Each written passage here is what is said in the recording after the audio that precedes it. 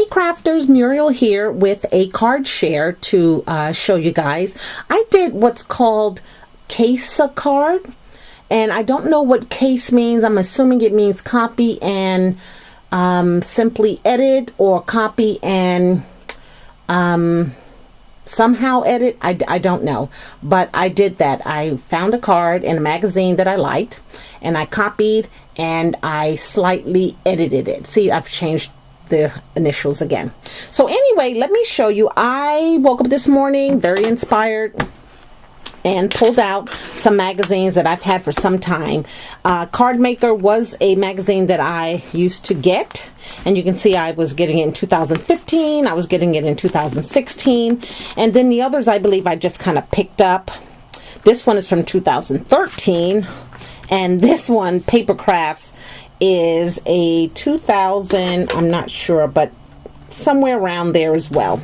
I love being inspired by magazines. They just kind of get me going. So this magazine that I use to copy a card from was the Card Maker Autumn 2015 magazine, and the card that is shown here is the one that I duplicated. And it's funny because when I pulled the magazine out and opened this one up, what fell out were leaves and a vellum tag. So I was already somehow between 2015 and today planning on making this card. So I made two of them. So let me show you the goodies that I use. First of all, the card designer, I want to give the credit to. Her name is Aisha Gupta. And she does have a blog, and I kind of looked her up. I'm sure she's a designer, and that's the card that she gave the materials and the instructions on how to do, and that's just what I did. So let me show you what I used. I used the paper pad from Tuesday Morning by American Craft called Everyday. The reason why I used this is because it had some of the wood grain paper, and just about all fall paper pads have a wood grain paper, which is great to use. So this one also has trees. I use this piece here, and it has the honeycomb. You can see when I cut it out, okay, to complement the brown wood grain. And the card is on a white 4.5 by 5 1/4 card base. Okay, so Everyday by American Craft. I pulled out some of my metallics. These go way back. These are easy 15 years old. Easy. In the card that Isha made, she's using a lot of mediums. She's using, let me just see here. And I didn't want to go into using a lot of the products that she used, but she's using embossing powder, mediums, and one more thing, ink pads and all that stuff on watercolor paper. So that's where I kind of cheated. I didn't go into all that, but I did use my metallics, and the colors that I used was the gold, the emerald, the ruby, and the copper. So if you have these, like I said, I've had them for so long. I have these other two here. There was a time where I wanted to de-stash these, but I came to my senses quickly and thought these are great metallic rub-ons to use.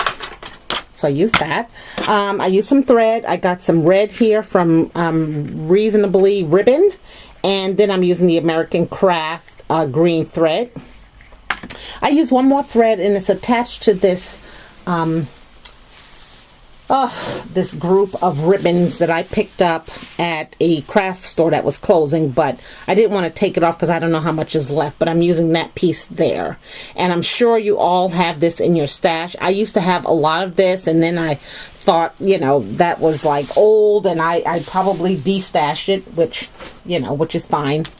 Then I use these leaves. They are from Michaels. So if you have these paper leaves, there's 12. They're textured, so they're perfect for fall. If you have them, pull them out. And I pulled out an embossing folder, something I haven't used in such a long time. So, you know, another thing, fall is coming. These embossing folders, if you, like me, I have an array of backgrounds. You know, every season there is a background of embossing folders. So this one here, I don't know the name, but I'm just going to say it's in Tim Holt Alteration. I'm just going to say it's wood grain. Okay, so I use that. And then rub-ons. You know, rub-ons, I love rub-ons. I have lots of rub-ons. I don't get into them as much as I want to, but they are perfect for cards. You can use the rub-on as the sentiment. You'll see I use the rub-on where she used embossing folder and a stamp for the word thanks. I use the rub-on. I love rub-ons. I did give a lot of them away, not give away in my D-stash, but I also still kept a lot. So this is a pack that I most recently purchased from a garage sale. You can see it was 25 cents, and it is perfect. It has some Halloween references. It has some Go Team, so maybe a sport, which school starts and the sports start with school. It has a stamp here, pumpkin pies, fresh cider, so that's definitely Thanksgiving to me. And then the rest of it is all about leaves falling and change, and so I cut out, as I do with my rub-ons, I try not to separate the top from the paper, so I just cut what I want out, put it back in the plastic, and good to go. So with all that, let me show you the two cards that I made. They're the same as always. I like to make two because if I give one away and it's pretty popular, I like to be able to have another one. So here the card is here. Now what I did was the background is the honeycomb, and then on top of that is the wood grain. I use a dauber, and I use those 4 colors that I talked to you about, and I just swept it on the wood grain paper.